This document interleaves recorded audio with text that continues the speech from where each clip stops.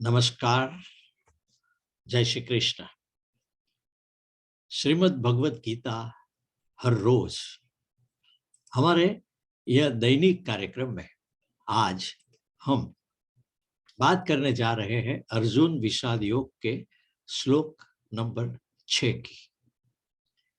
यह श्लोक कहता है, युधामन्युश्च विक्रांत उत्तमौजाश्च वीर्यवान सौभद्रो द्रौपदेयाश्च सर्व एवं महारथाः। इस श्लोक का अर्थ है, युद्ध क्षेत्र में पराक्रमी युधामन्यु तथा बलवान उत्तमौजा सुभद्रा पुत्र अभिमन्यु एवं द्रौपदी के पांचों पुत्र है, ये सभी महारथी है। इस श्लोक का व्यापक अर्थ और परिप्रेक्ष्य समझते हैं। पांडव सेना में दुर्योधन की दृष्टि में और भी योद्धा आ रहे हैं, जिनमें से कई तो उम्र में काफी छोटे हैं, पर मन से विचलित दुर्योधन को वह भी भयभीत करते हैं। इस सेना में पराक्रमी युधामन्यु और बलशाली उत्तमौजा थे। वे दोनों ही महारानी द्रौपदी के भाई और पांचाल नरेश द्रुपद के पुत्र थे। युधामन्यु के विषय में कहा जाता है कि उनका हकीकत में नाम कुछ और ही था, पर वह युद्ध में अपने शत्रुओं पर जिस प्रकार क्रोधित हो उठते थे, उससे उसका नाम युधामन्यु ही प्रचलन में आ गया था। श्री कृष्ण की अनुजा सुभद्रा और वीर अर्जुन के पुत्र अभिमन्यु सेना में है। इनकी आयु बहुत ही कम है, पर उनको वीरता की विरासत पिता और मामा जी के कुलों से मिली है। उपरांत द्वारिका में बीते बचपन की वजह से मामा जी श्री कृष्ण और बलराम जी की निगहबानी में अस्त्र शस्त्र विद्या का अभ्यास किया है और उन्होंने माता के गर्भ में से ही सप्तकोष्ठ व्यूह रचना में प्रवेश का ज्ञान प्राप्त कर लिया था, जो कि बड़े बड़े योद्धाओं के भी बस से बाहर था। उनके साथ महारानी द्रौपदी के पांचों पुत्र भी हैं।